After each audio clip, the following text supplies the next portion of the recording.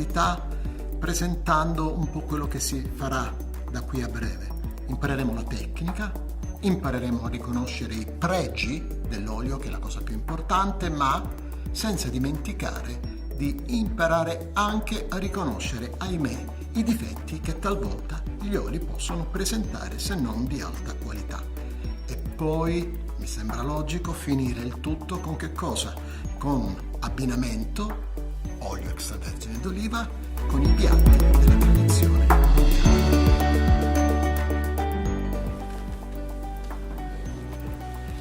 Quindi l'assaggio dell'olio.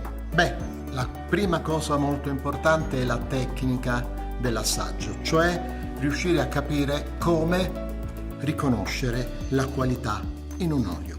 Bene, ma riconoscere la qualità senza conoscere la via per farlo è molto complicato, e quindi io consiglio sempre, quando si fa un assaggio professionale dell'olio, seguire particolari step, e inizierei chiaramente nell'utilizzare i miei sensi, quindi il naso e la bocca, per capire la qualità dell'olio che ci sarà all'interno di questo bicchierino blu.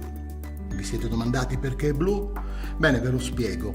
È blu perché tante volte il colore potrebbe fuorviare l'assaggiatore, potrebbe un olio verde sembrare di qualità maggiore rispetto a un olio giallo o un olio con dei colori intermedi. Assolutamente no, il colore non è un indice di qualità, e per questo motivo nell'assaggio professionale viene mascherato da questo bicchierino color cobalto. Infatti, se ci metteremo dentro dell'olio, assolutamente non si noterà alcuna nuance, ma vedremo un olio abbastanza neutro. Quindi, dicevo, la tecnica. Utilizzeremo il naso, la bocca, per cercare di stabilire la qualità dell'olio che abbiamo qui davanti. Vediamo come si fa. A questo punto dobbiamo versare un po' dell'olio, non più di 15-20 ml, se il tappo ci aiuta, all'interno del nostro bicchiere. Quindi verseremo un po' di quest'olio. Bene. Richiudiamo la bottiglia subito dopo averla utilizzata, perché un olio extravergine d'oliva di qualità dobbiamo preservare la qualità evitando l'ossidazione, e concentriamoci adesso sul nostro bicchierino. La prima operazione è quella di riscaldarlo, cioè ponetelo tra le mani e cercate di riscaldarlo leggermente per far raggiungere la temperatura di circa 28-30 gradi, che è quella necessaria affinché quelle sostanze volatili e molto profumate presenti nell'olio possano arrivare nel nostro naso. Ma noi aiutiamo ancora tutto il sistema con l'altra mano, cioè lo chiudiamo in modo da farle concentrare. Non solo le facciamo sprigionare, ma le facciamo anche concentrare. Quindi aspettiamo ancora qualche istante e a questo punto scopriamo il bicchierino e facciamo 2-3 brevi annusate così. A questo punto siamo nelle condizioni di poter raccontare cos'è che abbiamo sentito all'interno di quest'olio. Sicuramente abbiamo sentito quelle belle note fresche fruttate, cioè fruttato di oliva. Ricordate che l'olio è fatto con le olive, è l'unico prodotto che viene fatto con un frutto, quindi è l'unico olio che si estrae da un frutto, appunto gli altri si chiamano olio da seme. E quindi questo fruttato di oliva, queste belle sensazioni di verdura, di verde, di frutta matura o frutta acerba, sono le sensazioni che vi devono colpire. Questi sono indici di qualità che riassumiamo tutti quanti nella parola fruttato. A questo punto passiamo alla seconda fase, che è quella dell'analisi gustativa, cioè dobbiamo assaggiarlo quest'olio. Praticamente dobbiamo mettere in bocca non più di un cucchiaino da caffè di olio, e una volta che l'olio arriverà nella nostra bocca dobbiamo fare quella tecnica che si chiama strippaggio, cioè dobbiamo fare una profonda suzione tenendo la bocca chiusa e aprendo leggermente i denti, in modo da creare un vortice, quindi un aerosol che vada ad interessare tutto il nostro palato, quindi non soltanto la lingua, non soltanto la bocca, ma anche una piccola parte della faringe. Ecco, vi mostro come fare.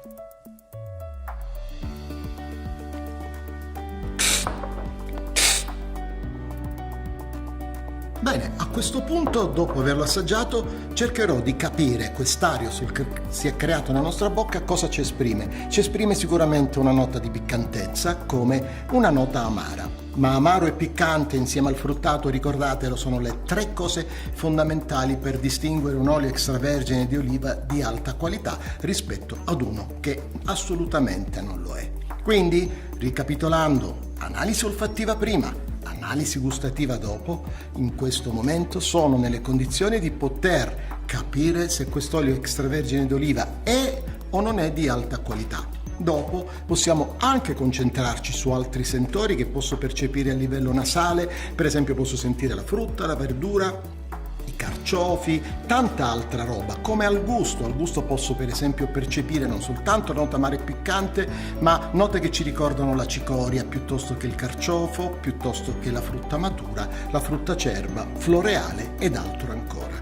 Quindi in breve abbiamo fatto la tecnica dell'olio extravergine d'oliva, la tecnica dell'assaggio. A questo punto siamo pronti per passare al secondo step, cioè riconoscere i pregi dell'olio. Appresa quindi la tecnica dell'assaggio, mettiamo in pratica quello che abbiamo imparato.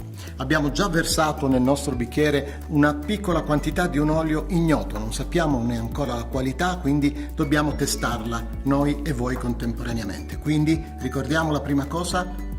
Ecco, è da fare una breve annusata. Già la prima annusata ci fa capire che ci troviamo in presenza di un olio di alta qualità. Perché? Perché le sensazioni che si percepiscono sono piacevoli.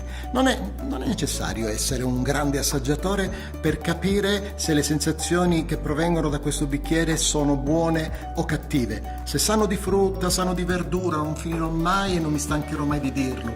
O sanno di frutta d'oliva, quindi del fruttato che vi dicevo prima, sono sicuramente sensazioni positive. E non sorprendetevi a trovarci dentro una sensazione di pomodoro piuttosto che una sensazione di erbe, o anche il floreale e la frutta, sia essa verde o matura, è facile da rintracciare in un olio di qualità. Quindi ricordate, fruttato, che potrebbe essere verde se ricorda le olive raccolte verdi, oppure potrebbe essere maturo se ci ricorda le olive raccolte già quando il colore si sposta dal verde verso il nero intenso.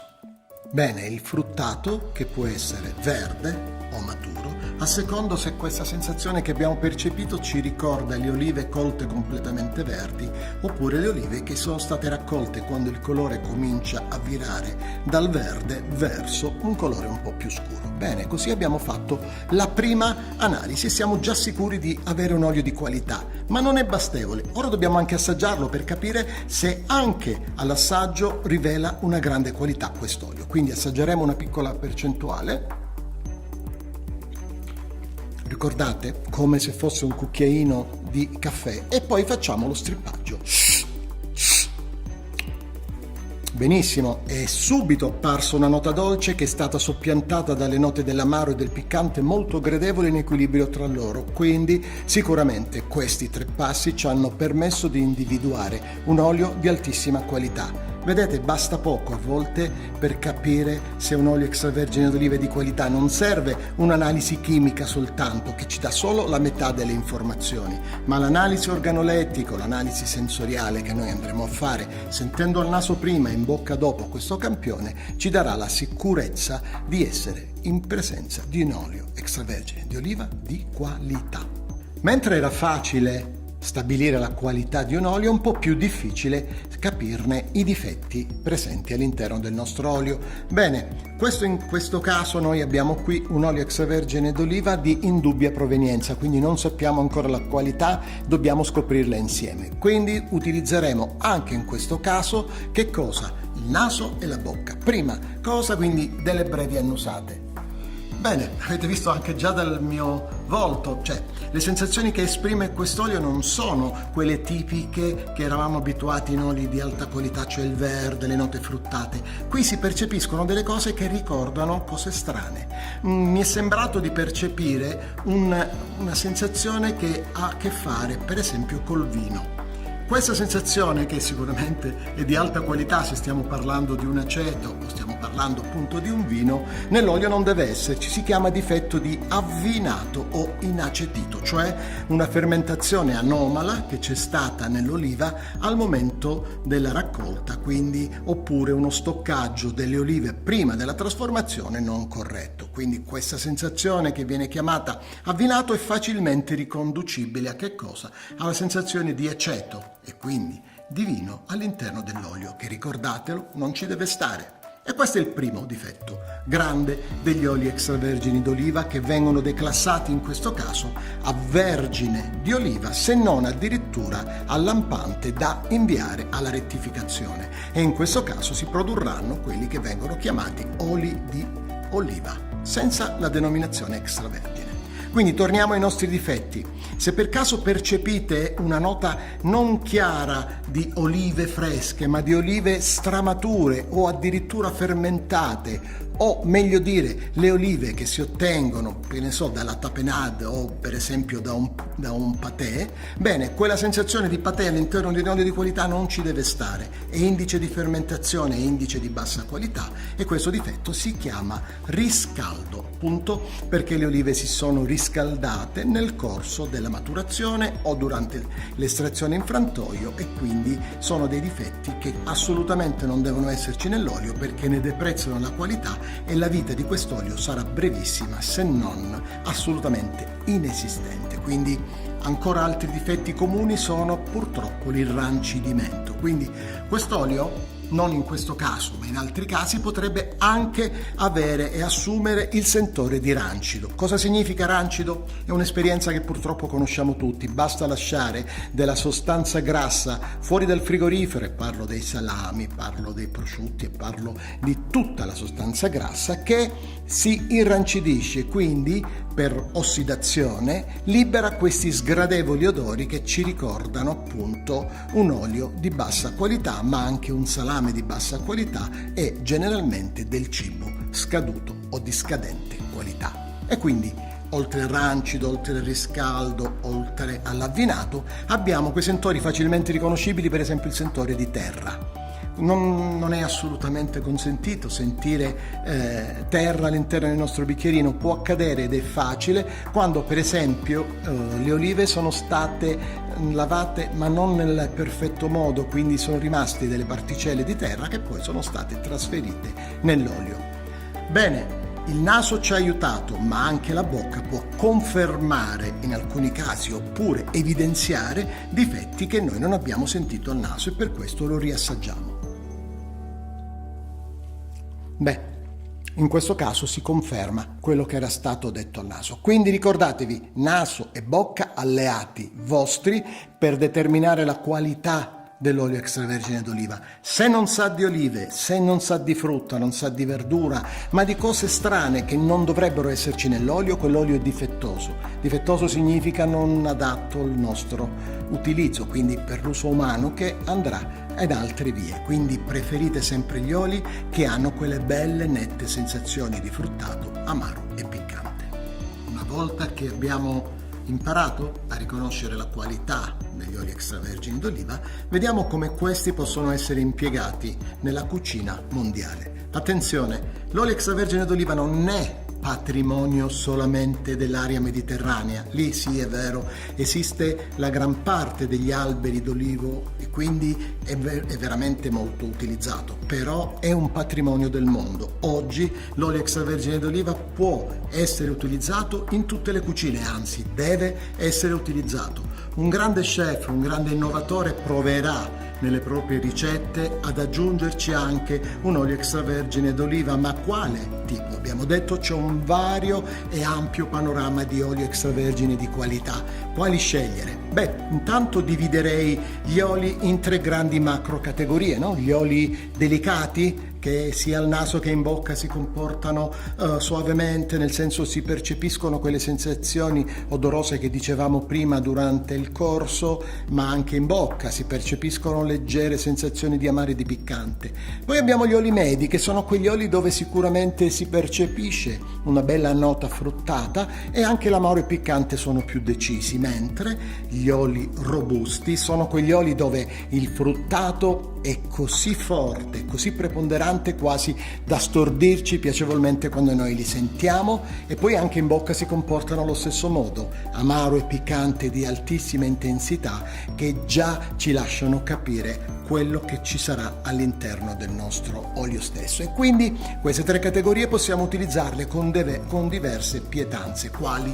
Bene, per esempio Gli oli più delicati, partiamo da questi, possiamo utilizzarli sicuramente con il pesce, ma non soltanto il pesce al forno, pesce già cucinato, ma sicuramente nei pesci crudi, fare un sashimi con aggiungerci pochissime gocce di olio extravergine d'oliva delicato sicuramente completerà il piatto. Assolutamente lo utilizzerei per le minestre leggere, per le leggere insalate, potrebbe essere utilizzato anche per le carni bianche e gli animali da cortile, mentre per quanto riguarda gli oli di fruttato medio, bene, in questo caso si può usare un po' di più e allora spingerci a tutte le carni, ai brasati, a quelli di lunga cottura, ma anche aggiungerci i cereali, no? Molto diffusi nelle cucine di tutto il mondo, quindi aggiungere una piccola quantità di questi oli nei cereali sicuramente completano il piatto. E poi arriviamo agli oli intensi. Bene, secondo me sono il piatto forte della olivicoltura mondiale,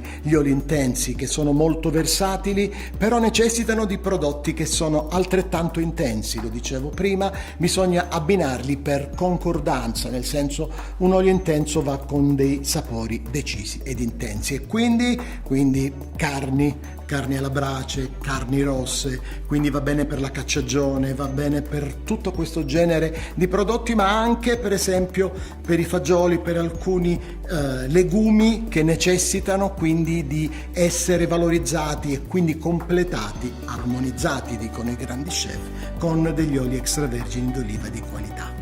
Oppure un altro modo per classificarlo è quello in base ai sentori che noi riusciamo a percepire. E io dividerei gli oli piuttosto che intensi e delicati, gli oli che ricordano molto i vegetali, gli ortaggi, per esempio i pomodori, no? Questa è una categoria molto grande. Un'altra categoria sono quegli oli invece che ricordano per esempio i carciofi, la mandorla fresca. E un'altra categoria, l'ultima, metterei tutti gli oli che invece hanno una sensazione floreale completa e un'altra sensazione in aggiunta anche di frutti freschi o maturi. Guardate, non è di rado trovare all'interno di un olio, per esempio, sensazioni che ricordano l'ananas, la banana, la mela, come non è difficile ritrovarci dentro altre sensazioni piacevoli, per esempio come l'erba, le erbe officinali, il carciofo e tante altre verdure o altre sensazioni tipiche del mondo vegetale. Ricordiamolo, l'olio extravergine d'oliva è il principe degli oli vegetali, si ottiene dall'oliva,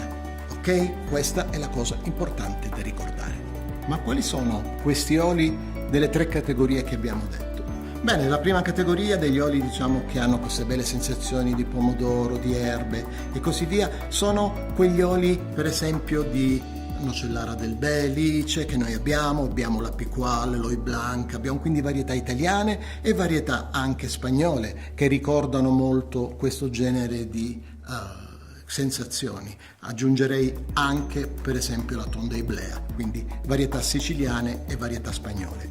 La seconda categoria invece di quegli oli che hanno delle sensazioni di verdure, di mandorla fresca e così via, ci aggiungerei sicuramente, per quanto riguarda l'Italia, delle varietà come la Coratina, come il frantoio, in parte anche un po' l'ogliarola. Mentre nell'ultima categoria quegli oli che sanno molto di frutta e di fruttato, quindi lì aggiungerei sicuramente gli oli che vengono ottenuti dalle piante di Carolea, dalla Calabria, e le piante che daranno origine alle olive di Koroneiki, che quindi vengono dalla Grecia. Quindi qual è il miglior olio da utilizzare in cucina? Beh, sono di parte a dire che l'olio extravergine d'oliva, però lo dico con cognizione di causa perché anche la scienza ce ne dà ragione. L'olio extravergine d'oliva va usato sia per cucinare, va usato a crudo, ma usato anche per friggere.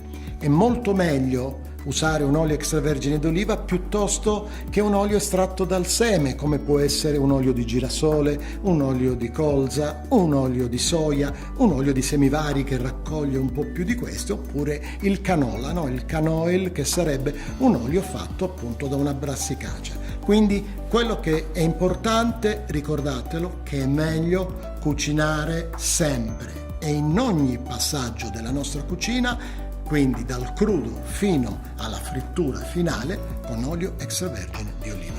Bene, Spero di avervi dato in pochi minuti una prima infarinatura per come funziona l'analisi sensoriale degli oli e quindi capirne un po' più sulla qualità. Vi ringrazio della vostra attenzione e spero di vedervi in giro per il mondo dell'olio extravergine di oliva di qualità. Ciao!